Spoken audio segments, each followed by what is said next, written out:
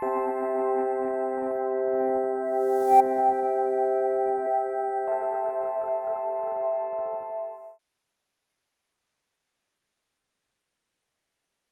afternoon. Welcome to the October 30th meeting of the Yakima School Board. We have interpretation services from Jorge with Language Connection. If you are in person tonight and need translation services, we have devices you may use. Please check in with Barb for a device. Jorge, would you translate this information, please?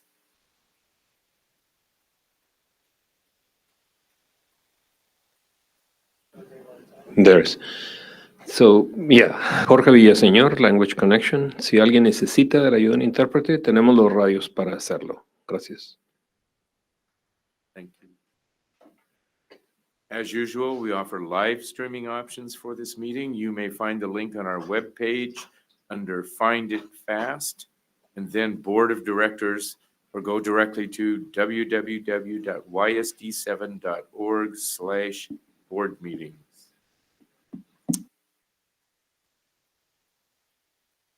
There are two options for public comment this evening.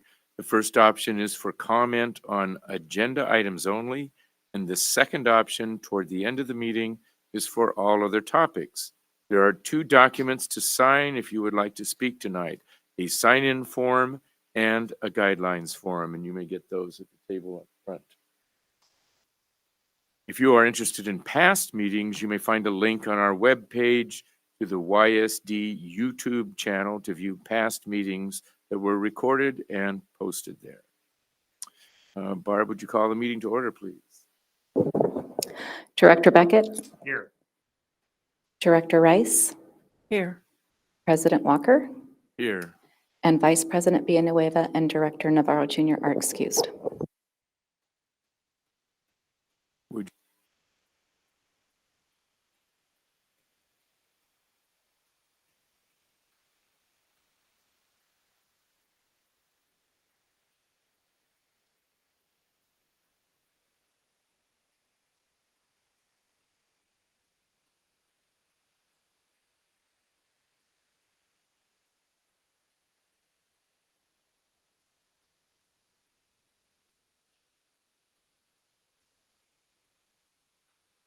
acknowledgement, we'll mention October's character word, determined, having reached a decision, firmly resolved, or decidido, I can't read it. It's kind of glare. Haber tomado una decisión firmemente resuelto. Next up, we have our land acknowledgement from our students. Today, the schools of the Yakima School District rest on the ancestral lands of the 14 confederated tribes and bands of the Yakima Nation. The people of the Yakima Nation inhabited more than 12 million acres. Across Adams, Benton, Chelan, Douglas, Franklin, Grant, Kittitas, Cliticat, and Yakima counties. Today we honor the Native people who are tied to the land through history, legends, and cultures. We acknowledge their descendants who live in the world today. We thank the caretakers of this land who have lived here and continue to live here since time immemorial. An acknowledgement is a simple, powerful way to show respect. And a step toward correcting the stories and practices that erase Indigenous peoples' history and culture. It also honors the truth. As a school district, we will continue to build upon our relations with the Yakima Nation.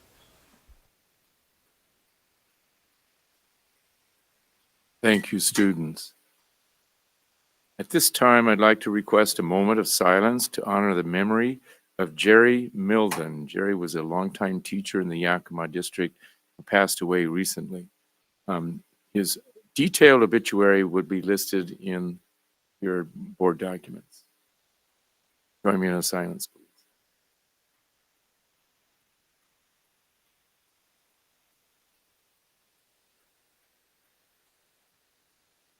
Thank you. And now it's my pleasure to introduce Principal Brandon Hunt here at Whitney Elementary, one of my stomping grounds for a number of years. It's always fun to come back and be in the library at Whitney. Brandon. Welcome back, President Walker. You're welcome here anytime. All right. So we're going to go over collective commitments this year with our, we have a BLT here at Whitney Elementary. Our BLT decided to come up with some collective commitments for things that we're going to focus on the entire school year. The first one is our English language arts commitment. This year, we have a brand new reading curriculum, CKLA, and we are committed to using the new reading curriculum with fidelity. Our second one is our math commitment. We're committed to making data-based decisions on our guaranteed standards that we worked on last year. And our PBIS, our positive behavior intervention supports commitment, is we will commit to documenting minor and major behaviors in Skyward in order to respond to trends promptly. Over the last couple of years, we've really been focused on that. And with the addition of EduClimber, we've been able to analyze a lot more of our behavior data, which means that we need to be inputting a lot more of that as well. This year, we are focused on 3 different school improvement goals. The board members got this ahead of time, but I'm going to read through real quick. By May of 2025, our students will increase from 35.8% passing SBA to 50% in math. Our focus is to get back to what we were before COVID. So we're specifically targeting our ELs, and which stands for English language learners, and our students on IEPs. And our focus for ELs is to get from 14.6 to 33%, and our students with IEPs 14.6 to 33%, and 17.9% of our ELLs to 33. And that doesn't seem like a huge jump, but historically we've never hit above 30% in either category. For ELA, our goal is to go from 41.2% passing on the SBA to 60%. Again, that is where we were at before COVID. We're still working on getting back to that point. With that, our focus is on ELs and students with disabilities again. So for our students with disabilities that have an IEP, currently this last year, 18.8%. And our ELLs passed at 10.3%. And again, the goal is to get to 33%, which again, we've never hit before. So the goal is to get to a spot where we're actually exceeding our pre-COVID expectations. Our goal number 3 is to increase our regular attendance. Regular attendance is students that have less than 18 absences for the school year, from 68.8% to 85% in 2023-24 as measured by daily, weekly, monthly, quarterly, semester attendance data. The highest that we've ever hit was 90%, 90 to 91, and that was right before COVID. So again, we got to get to 85 before we can get to 90. Our math SBA scores over the last couple of years, so 21-22, 28.4% last year. We made a 7% increase. Our goal is to make another 7% increase this next year and a 7% the year after that to get back to 50. Again, that was where we were hitting right before COVID. Our ELA goal, this last year we had a slight downturn of 4% from 45.8 to 41.2. Our goal is to get back up to 60. And our full day attendance rate right now is 89. We were 89%, last year 91%, and our goal this year is to get to, with our daily, is to get to 95%, and as of right now, we're at 94%. Some of the things that we're doing here this year, some of the things that have changed is this is the first year that we have implemented our dual language. And right now we have it in kindergarten. We have 1 classroom in kindergarten. We're looking to expand that next year to 1st grade, then 2nd grade, 3rd grade, and so on. We actually had White Cane Day here. This was in SELA. This was 2 weeks ago. We host our blind and our deaf ed population here at Whitney Elementary. That was a field trip that they took to Sela to celebrate White Cane Day. This was 2 weeks ago. We also have our deaf ed community here. And tonight, hopefully you guys can get out of the parking lot because we have our trunk or treat here at 5:30 for our whole deaf ed community, which includes Sela, YVCC, and all the surrounding area. So good luck. Right? All right, we've also been focused really heavily on our MTSS system. MTSS stands for Multi-Tiered Systems of Support. We are focused on implementing that in academics as well as behavior. And it is every year we are flexing and we are changing what we are doing to adapt to the kids that we have to best support their needs.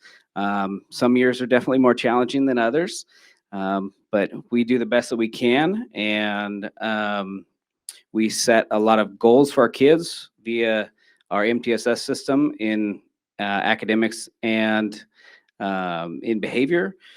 When they're not being successful in those tier one, in the tier one approach that we have for both of those, we have entry and exit criteria for both of those areas as well to enter tier two and tier three supports to best meet the needs of our kids.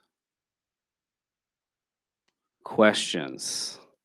This was a family night that we did this last year when we celebrated Dr. Seuss's birthday here at school. We have two pictures from that, and then we also have a picture from our kinder graduation. Short but sweet. Any questions? Do we have any questions? Don't have any questions, Brendan, but I want to congratulate you on your attendance rate. Yeah, right now we're It's number impressive. number three in the district, and we're all the people up front at the very top. We're all calling each other every other week, saying, "Hey, mine was higher than yours this week." So Neener, right? yeah, right. A little healthy competition. Yeah, Well, they can't learn if they're not here. exactly. That's exactly right. Well, thank you so much. Any other questions or comments from the board? Excited to see what's happening. Hope you achieve those goals. Yeah, thank you. You guys ready to take a tour? Okay. Do we have time to get out of here before trunk or treat? We should be able to take the tour. Yeah, we should be able to make it just in the nick of time, just barely. Yeah. Yeah. It depends on how fast we go through the hallways, so.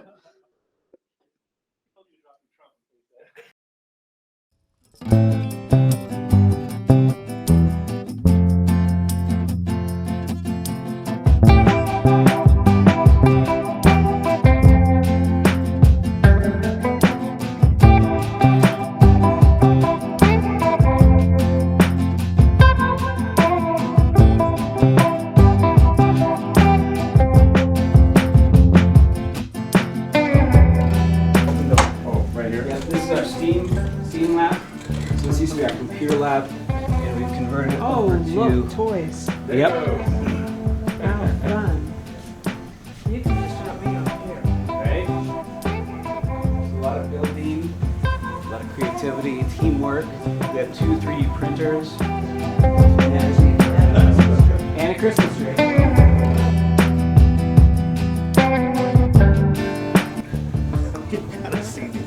So these are our custodians. Our custodian actually makes these and displays them and rotates them out. So cool. Yeah. Work. No.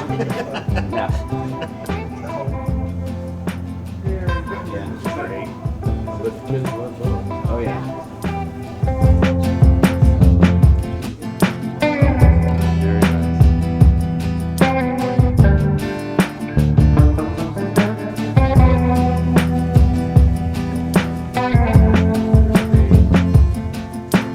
Come in. We're gonna come visit you in a sec, Doug. Hi. Miss Avril, she's on the first grade team. How are you? I'm good. How are you? This is a very cute one. It's a little busy, but no doubt what you need. Yes. We've had all colors. Oh, yeah. The kids have all their, we have a lot of kids this year, and so their stuff is in the bins and it makes it easier first graders. And so they come in from kindergarten and they've never had a desk before. So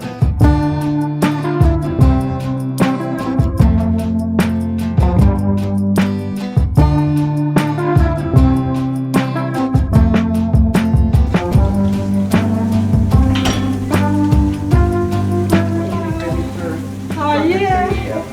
Good. Good. Shut the other one? Yep, we're just about done. Okay. This kindergarten, the language classroom. We have 14 right now. This one's our dual language classroom.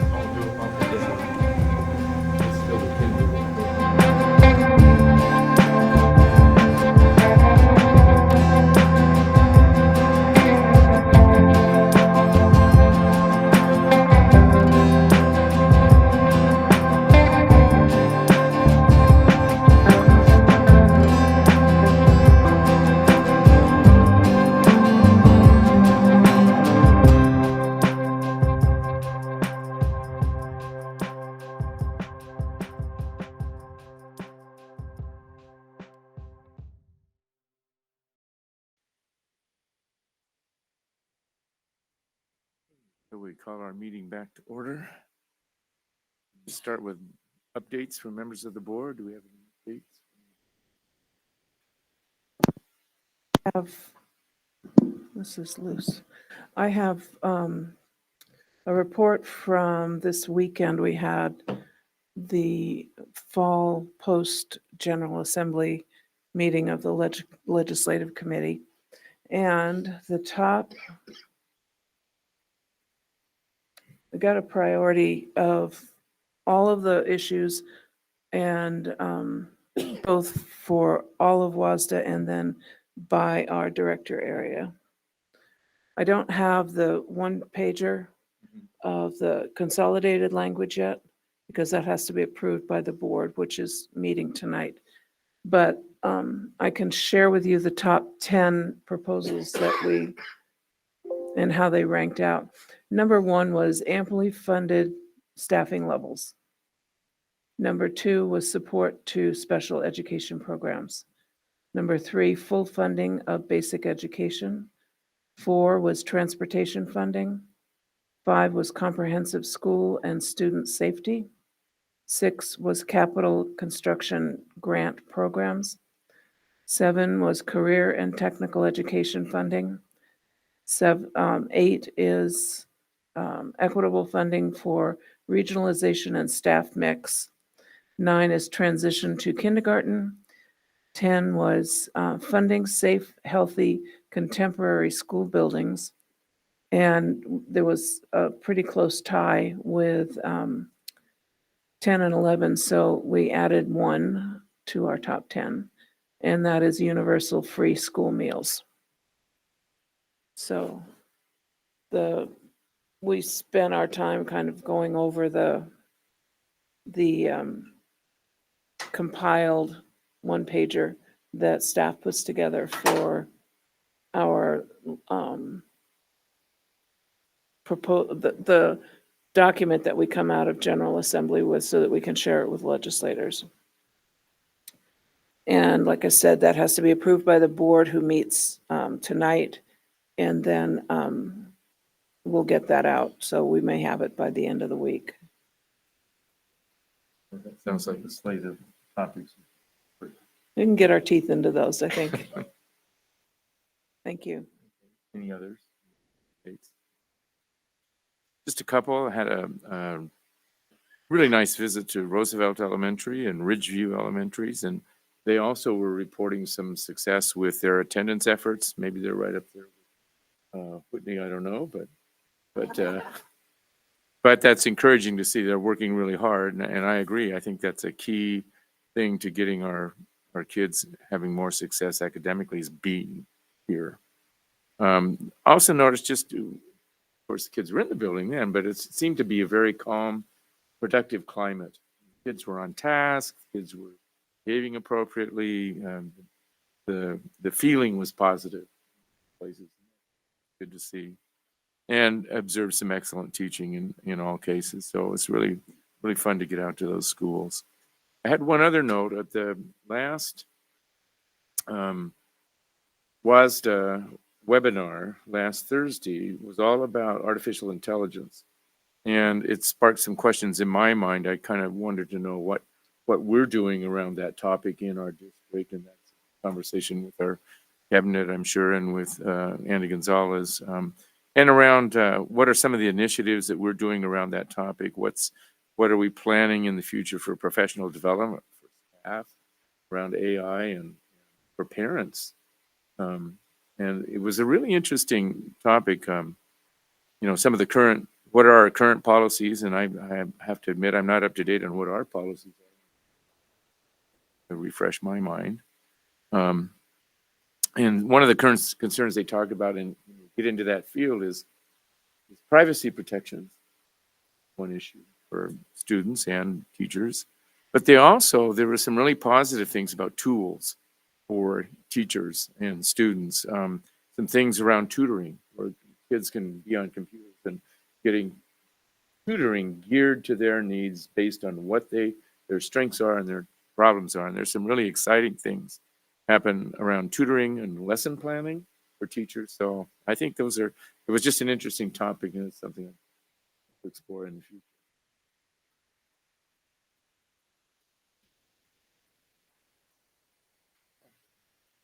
Well, yeah. Oh, yeah. I guess I could talk about tonight's forum. It's kind of separate from. There's a school board candidates forum at the 4th Street Theater following this meeting.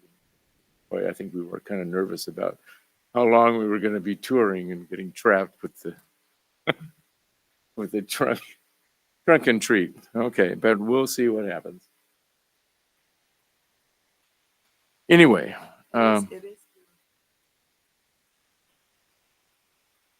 It is being hosted and facilitated by our Student Advisory Council. Not officially. No. Not officially? No. Okay. Yep. They just happen to be there. Okay. If they're running it independently. Yeah, they're running it independently. Yeah. It's not a function of the advisory council. So that's all I had on board report. So we'll move on to our superintendent report, Dr. Green. Thank you, President Walker, member of the board, members of the board. If you take a look up, I'm trying to continue to document the good things that are happening around the district. Here you see a lot of our support staff, nothing like a smiling kid with a bloody nose there. But it's part of the reality of what we see every day and the impact that custodians and nurses and others make. Here you have a site visit here to one of our schools. I have to look up above to remember which one. It looks like, is that Gilbert? That's Gilbert. Yeah, there we go. Gilbert and others. So we're proud of the things that continue to happen with our principals and our staff, and the professional development in which they engage with our instructional facilitators was another component. We'll move on to the next one if you would.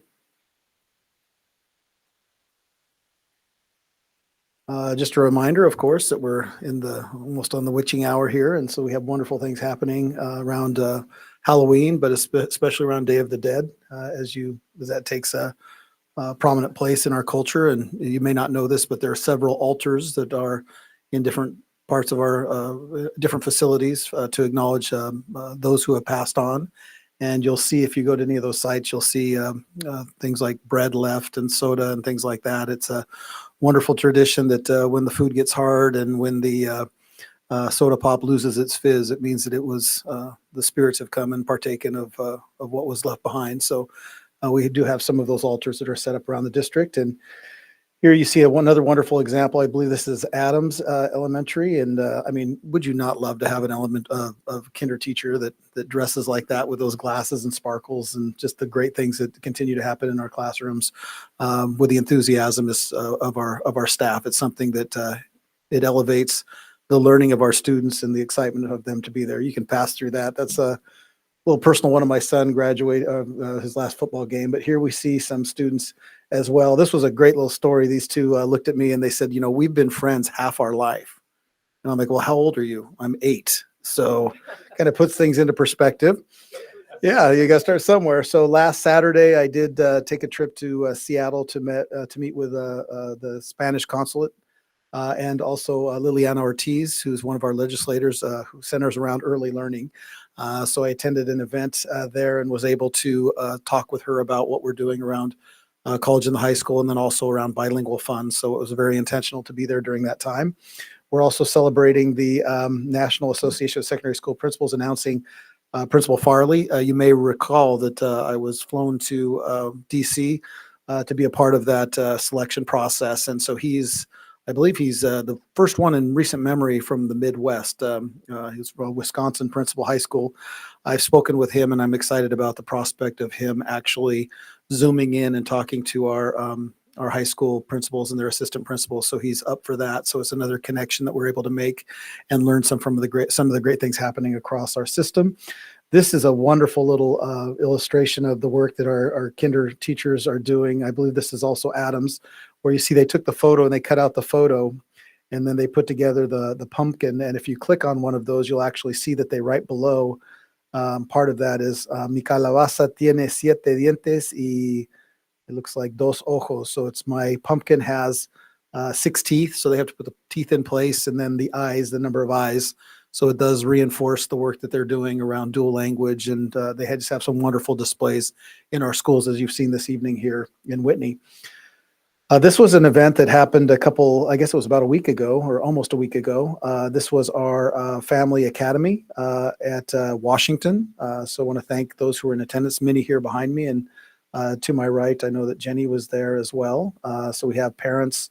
That is the owners there of Tacos El Rey, and the guy in the light blue shirt is one of my soccer players from when I was a coach at Eisenhower. And I'm to the point now where he says, "Do you remember me?" And I have to yes, I do. And then I have to go back and look in the yearbook. But wonderful to have them supporting the event and to have students there. You can also see that Berenice Ponce was the MC just did a fantastic job going back and forth between Spanish and English. This was last Saturday. So 2 Saturdays ago was the flamenco and meeting with Liliana Ortiz. This was last Saturday going to the University of Washington I think it was Saturday, maybe it was a weekday. What day was this? Anyway, this was a session with the University of Washington ambassadors. So they select certain individuals to counsel their College of Education. And they were sharing some work that has happened around incarceration and reaching out to the community. So one of the professors presented. There's 2 gentlemen there who had been incarcerated. And we're talking about really their path and the importance of connection. We talk about that connection, relationships, belonging, and how the things that they were going through were not recognized. I did have the opportunity within that group to share the great work that we're doing around Handle with Care, and how that proactive stance has helped staff to at least approach students differently in issues of trauma. Here you can see that this is a typical Friday in the Yakima School District. If you wonder where all your clothing has gone, please go to our local elementaries and you'll be able to pick. Leave the hangers if you would. We need the hangers there for the next week. And then this was last Friday. I was not at this event, but I was able to gather some of the photos. This was an event at the early learning site, and it's trunk or treating. Yes, yes. And we had Hector in the Mr. Potato costume, and Dr. Rodriguez was sharing candy. So we want to thank all of those who participated in this event. And I think it's relevant to just call out how many activities are happening around our district. I think every so often we hear from public that are not as involved in the schools that there's a perception that there's a disconnect. Not really so when you look at events that draw between 200 and 500 parents and students too. And you'll see that as you try to leave this evening. This was actually today at YV Tech. I had the opportunity to sit with our principal there, and then to see the great work that's happening in the school. I believe we have 17 different programs. We serve 15 different school districts. We're the district of record.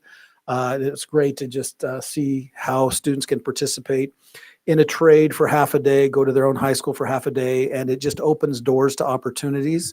It is fantastic to be able to leave and to go into a technical school, go into to the workforce, or you could even choose to still go to college and build upon what you've learned in high school. So great programs. And then this was I believe it was this week. Maybe it was, I think it was this week or Friday? This was a visitation to 2 of our schools, and we had a couple of board members there. You see President Walker. You'll also see Director Beckett interacting with students and talking with Cheryl Jordan at Roosevelt. And we also went to Ridgeview and were able to spend some time there. So that concludes just the update of things that are happening around the district. There are 2 items that I want to share with you when we talk about music. You know that at our last board meeting, you saw all of the great artwork, which is just phenomenal to see. You know, Carol Halls and other teachers around our district. I think we were highlighting the work of the Davis teacher with the recognition, having 3 awards. But we don't talk as much about some of the other items that are happening. So I want to share with you 2 things, and they're both part of your attachments, excellence in music and then band grand champion. So this is a letter that I received from a parent, and I'll read it very quickly. It says, I'm writing today as a parent, colleague, and employee. The Yakima School District was well represented this weekend at the KIMAC Music in Motion Marching Band Competition. There were 9 marching bands at the competition. Among them, Davis High School, Eisenhower High School. Davis came in first, Eisenhower came in first place. Davis came in second, just behind them. As a veteran Ike band mom, this is my 7th consecutive year with my student in the marching band at Ike. I want to take this opportunity to thank you for the remarkable job of Mr. Freeze has done with his students. 3 years ago, he took a band that was diminished in numbers, crippled from COVID, desperate needs of direction, motivation, and skills. I watched him develop relationships with each student and the band as a whole. Mr. Freeze has put in countless hours, time, effort, emotion into this group, and it shows. And she goes on and on about just the wonderful work that he has done. The exciting thing about this is I received notification of how both schools finished before, right when the competition ended. And then Mr. Beck, who's the marching band director at Davis, actually called me to tell me how great the both bands had performed. His band, of course, in this event coming in second, but he was complimenting Eisenhower and then also talking about how well their band did and just thanking the district for the support, which is so nice when then here weeks later, just this last weekend, we had the notification that Davis High School Band received first place at the WSU Washington State Marching Band Competition or Championship. So the preliminary conversation, they were second place in the 3A division, the largest schools behind Mount Spokane, and won Best Color Guard at the night. In the finals, they moved up to first place and were named grand champions of the show with an 88 out of 100. They received Best Overall Music. Even before the scores were announced, there were students who were crying and hugging one another because of how proud they were of their final run. And many of them did not want the season to end. This is the hardest working group I've ever seen in my 10 years as a teacher here. And Sam and I couldn't be more proud of them. This is from Brian and Sam, Brian Beck and Sam. So I'm not sure Sam's last name, but works with him there with the marching band. So a huge thank you to everyone for their support. It truly takes a village. So we're very proud of the work that our Mr. Freeze and Mr. Beck and their accompanying support staff have engaged in to create these opportunities for our students. Furthermore, there is a congratulation that goes forth to Kaylee Winsey. She is one of 12 student athletes across the state of Washington who earned WIAA Athlete of the Week. So she's an outstanding leader on and off the court at the volleyball team. So she led her team to victory with 36 kills, 16 perfect passes, 21 digs, and 2 blocks against West Valley Rams last year, giving the Pirates their first win against the Rams in 20 years.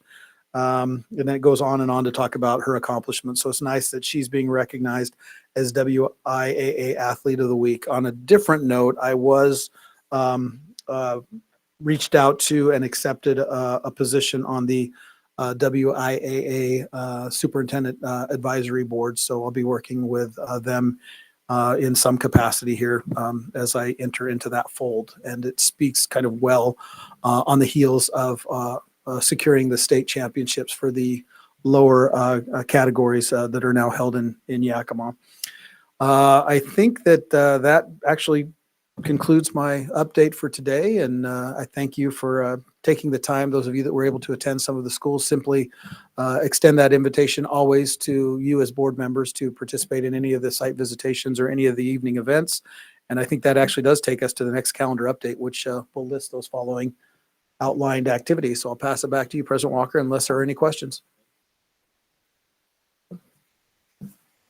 Okay, I'm just going to just highlight the calendar thing. You have that available in your documents, but just a couple of things. There are a number of musical performances in there to see at various levels. There's a fall play at Davis. There's another family session for migrant families at Washington Middle School on the 4th.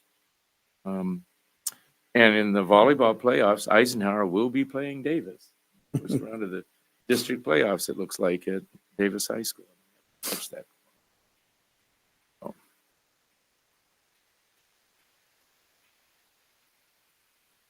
We have arrived. Any questions about the calendar? We've arrived at the opportunity for first comment from the public. Do we have anybody? No, there's no commenters at this time.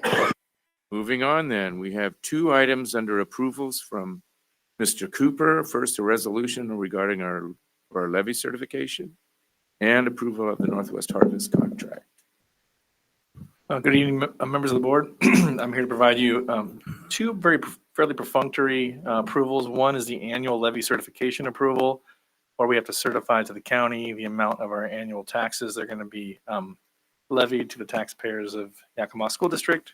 There's 2 amounts that are being certified this evening.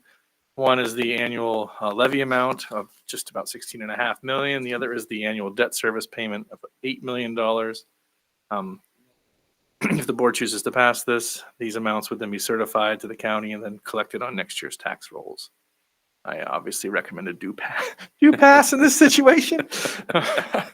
If there's any doubt about the direction I would like the CFO would like you to take. So again, very perfunctory, and this is an annual resolution. You would see if we had levy rollback. So let's say we had amounts above what the calculated amount was per OSPI of our levy authority. This would be the time of the year where the board would then choose to make a different amount and forward that onto the county for final approval. So to make sure the mechanics are clear. Any questions on the levy certification? Questions? Do I hear a motion? I move that the Board of Directors approve Resolution 02.23.24 levy certification. Second. It's been moved and seconded to approve resolution 0.2.23.24. Any further discussion or questions? Barb, call the roll, please. Director Beckett? Aye. Director Rice? Aye. President Walker? Aye. Motion passes 3-0.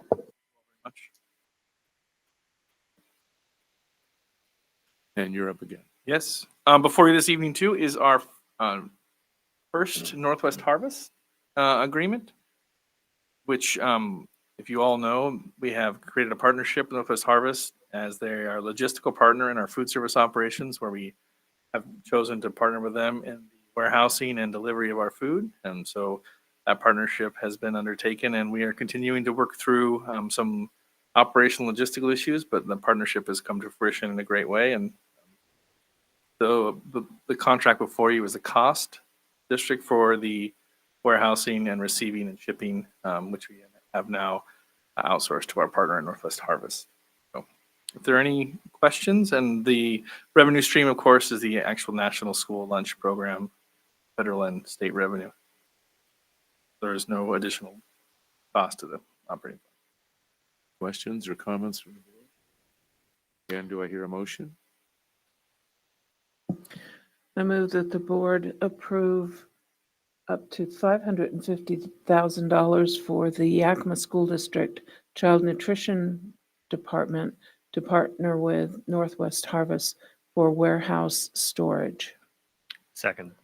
It's been moved and seconded to approve contract with Northwest Harvest for warehouse storage. Any further discussion or questions? Barb, call the roll, please. Director Beckett? Aye. Director Rice? Aye. President Walker? Aye. Motion passes 3-0. Next up, we have Dr. Green, a request for travel. Thank you. Before you, as my computer, I think, just shut down. Perfect timing. I would love to just take a peek if I could. And I'll boot that right back up. That was perfect timing. So the request today is for the board to approve travel to the Heads and Principals Association, which is an annual conference in Durham, North Carolina from February 6th through 10th. in the amount of $2,565.28. I have been very particular about making sure that I'm not leaving, especially in times of COVID, post-COVID, and certainly with the challenges of funding that are now upon us. I will say that this is a conference that is of particular importance, and I'm looking to attend this one due to the value of the selectivity of those involved. It is a small number of heads of principals and superintendents and principals from both private public schools as well as predominantly boarding schools, which provides a different perspective and different flavor.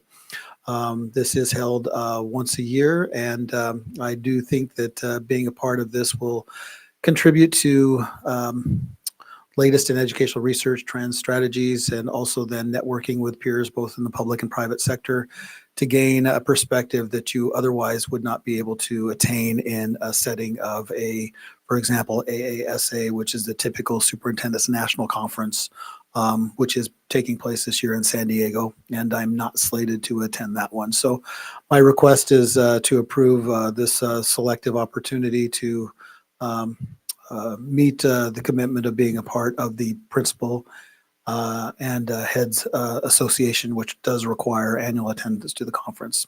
So with that, I'll leave this with you. Hear a motion. Move to approve travel for Superintendent Green to the Heads and Principals Association Annual Conference in Durham, North Carolina, from February 6th through 10th, 2024, in the amount of $2,565.28. Second. Sorry. It's been moved and seconded to approve travel for Superintendent Green. Any further questions or comments? Barb, call the roll, please. Director Beckett? Aye. Director Rice? Aye. President Walker? Aye. Motion passes 3-0. Next up, we have two items from Dr. Rodriguez, both dealing with the Perkins Grant, one for dealing with career and college readiness and CTE programs for the district, and the other dealing with the YV Tech skills. Thank you, Board President Walker, members of the board. Before you, item 4 and 5 are going to be very similar because we are the home district for YV Tech, our regional skills center. We conduct and complete a needs assessment and the grant application for Carl Perkins for YV Tech. In addition, we complete the same process for our career and college readiness or career technical education CTE programs. I know the board has had some interest, particularly around grants. These are both grants that take significant effort of our staff to put together, and in particular, I would like to say thank you to Bonnie Smith, who is currently the principal at YV Tech, who took the lead on putting these together this year. Item number 4 is the Carl D. Perkins grant application for your strategic plan for Yakima School District. Item number 5 is the same grant application and 4-year strategic plan for YV Tech. This will bring in almost $200,000 into our CTE programs here in Yakima School District, and about, I think it's $65,000 that goes into YV Tech specifically. Happy to answer any questions. Any questions? Do I hear a motion? Move to approve approval for the Carl D. Perkins grant application and the 4-year strategic plan for career and college readiness CTE for the 2023-24 school year. Second. Been moved and seconded to approve the Perkins grant for career and college readiness. Any further questions or discussion? Barb, call the roll, please. Director Beckett? Aye. Director Rice? Aye. President Walker? Aye. Motion passes 3-0. And I don't know that we need further explanation for the other one. Do we have a motion? I move approval of the Carl D. Perkins grant application and the 4-year strategic plan for Yakima Valley Technical Skills Center for the 23-24 school year. Second. Been moved and seconded to approve the Perkins grant application for YV Tech. Any further questions? Hey, Barb, call the roll, please. Director Beckett? Aye. Director Rice? Aye. President Walker? Aye. Motion passes 3-0. And thanks for our staff for doing that. Sure, most grant applications are an intense amount of work. Okay, we've arrived at our second opportunity for public comment. Do we have any takers? We do not. Okay. We'll now move on to the policy governance portion. We had we have a report from Mr. Marietta, but we have 4 policies that we had a reading and did the Survey Monkey for 1000.3.0, 1000.3.1, 1000.3.2, and 1000.3.3. And in all of those, there were 4 board members responded to the survey. In 1000.3.03 rated the board compliant, 1 rated the board not compliant because of the statement in the policy about meeting the getting appropriate according to recent test scores, that we're not making appropriate progress. So that was kind of the comment on that. And the requested discussion must occur more often regarding the performance of our students on their I wanted to ask for a clarification on that comment. The policy, I think the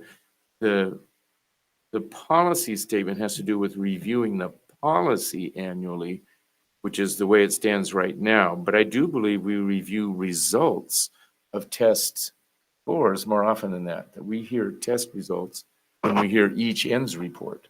So in that sense, that does occur more often than annually. It's just the policy itself reviewed annually. So I don't know if that clarifies that a little bit.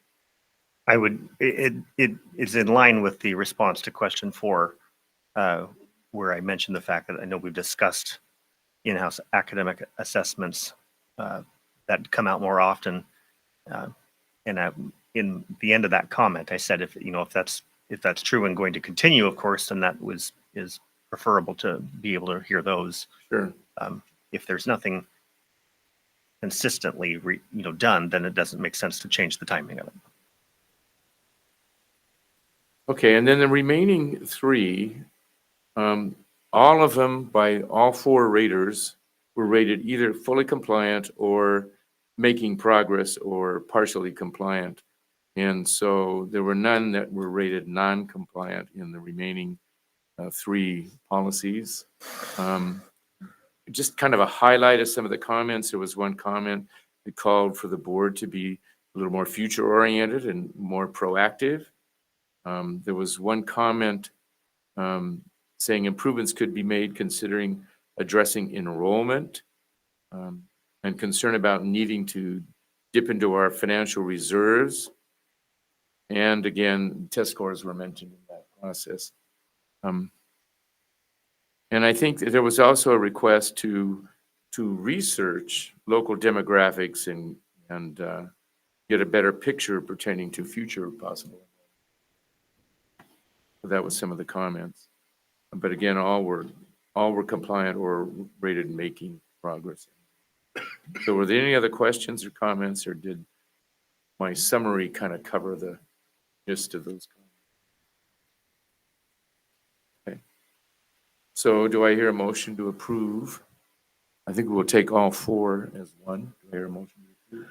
I move to approve the monitoring reports for policies 1000.3.0, 1000.3.1, 1000.3.2, and 1000.3.3. Second. Been moved and seconded to approve policies 1000.3.0 through 3.3. Any further discussion? Okay. Barb, call the roll, please. Director Beckett? Aye. Director Rice? Aye. President Walker? Aye. Motion passes 3-0. Oh, thank you. I do have one other comment pertinent to that, and I think the concern, I think we've talked about this before. we really struggled, I think as a whole board with, we're really struggling with how poorly our kids have performed in some of the academic tests. So we know that we know that the pandemic was a major factor, and we saw that even today as we looked at Whitney's results, how much that cut into the progress that people were making. But I'm feeling hopeful because I feel there are several things that have been put into place that I think will address those needs, but it will take time for that to happen. And one of those is the commitment to PLCs on the part of our staff. And I think we're going to see some results of that. I think the adoption of the new English and language arts curriculum, I think is really going to make a difference in talking with some of the teachers in schools that I've talked to in implementing that curriculum. One of the things I'm hearing from several of them is how rich in vocabulary it is, and then it's building vocabulary for kids. And I think that's where reading comes from and understanding comes from in all areas of education. So I'm hopeful that we're going to see that scores ticking back up again through the results of what we're doing. And also the emphasis on attendance. So that's just an editorial comment. It will take some time to see those results. Okay, having said that, we've arrived at report 1000.2.6, public access to facilities. Hey, Mr. Murrieta, is someone speaking? Here we go.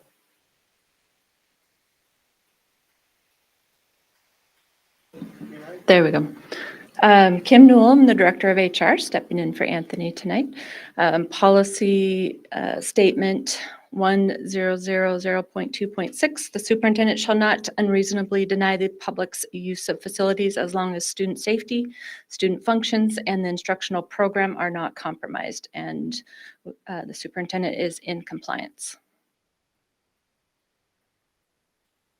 Any questions? Any questions or comments?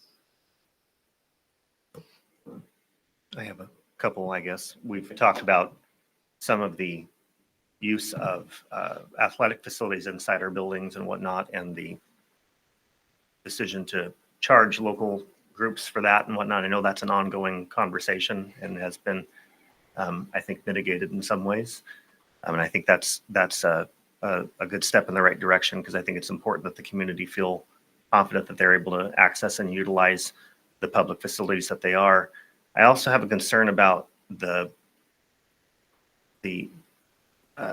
fields or playgrounds or whatnot being locked or padlocked and gated in the afternoons and evenings and on weekends. I know that there are a lot of people in the community who enjoy taking their kids to play on a playground on the weekend. I was certainly one of those when our son was of that age. And I know that there are challenges around having access to our facilities, but they are public facilities. So I hope that as we go forward, we're able to talk about how we can find that equilibrium, how we can find that middle ground. Because at this point, in my opinion, having them gated off on the weekends is unreasonable.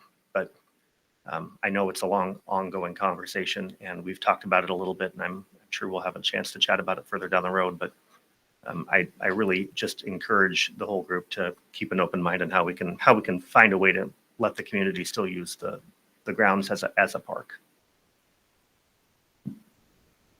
Yeah, I'll go ahead and address that. I'd be interested in having a more in-depth, maybe one-on-one conversation, because as far as I'm aware, our facilities are unlocked after school, and they're only locked when the custodian leaves in the evening. So unless somebody's trying to access at 10 o'clock, 11 o'clock at night, that would be an issue. As far as the weekends, my understanding is that we have them open as well on the weekends. The exception may be something like a Kumler Field, or it may be, obviously, our stadium is not for public use, but the facilities that are currently, that have the gates around them, and that has been a big issue around safety and security of our students, making sure somebody doesn't just come on to campus, but also it helps with many of the students who are runners per se, stay contained within the school setting. So if there are areas that are locked during the weekend or locked in the evening up until the time the custodian leaves, please let me know and we'll get that rectified because that is not, that would be an anomaly and certainly is not intentional. So the last conversation I had around this was with Carrie Pitts, formerly Carrie Pitts Davis, who is the principal at Robertson. And that was a concern there when the gates went up. And I think there was a short period of time where that might have been locked, but those are unlocked now during the evenings and weekends. Could you update us on the agreement that I think we're working on between the city and the district for use of facilities? Your timing is amazing. So we met this afternoon from, I believe it was 1 to 3 with Bob Harrison. Also, he's the city manager. We met with the city attorney and then the Parks and Recs lead for the city and went through the consolidation of all previous contracts into one, with the exception of the existing contract at Lions Pool and the existing contract at Kiwanis.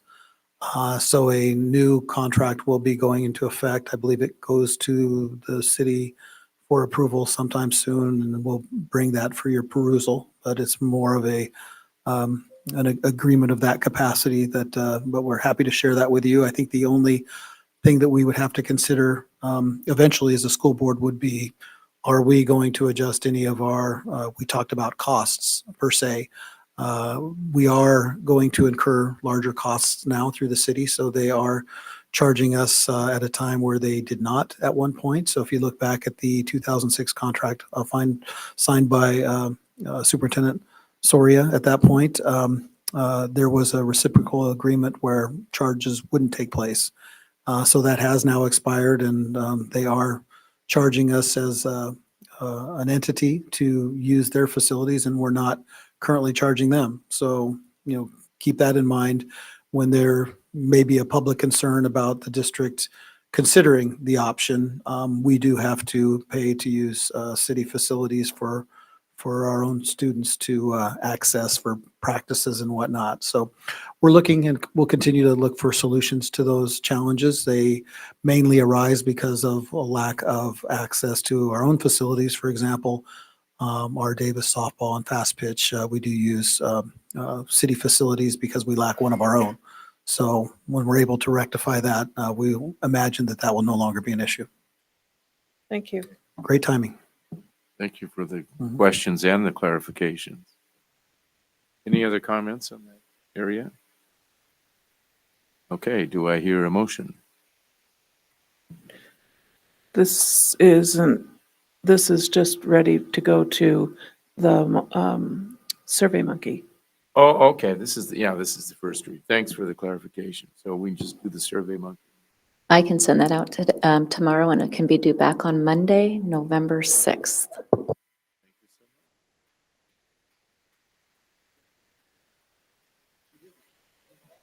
The Lord has spoken to me many times in this library. Okay, is there a need for executive session? There's not a need for executive session this evening. Any other comments or questions from the board? Meeting adjourned. Thank you so much.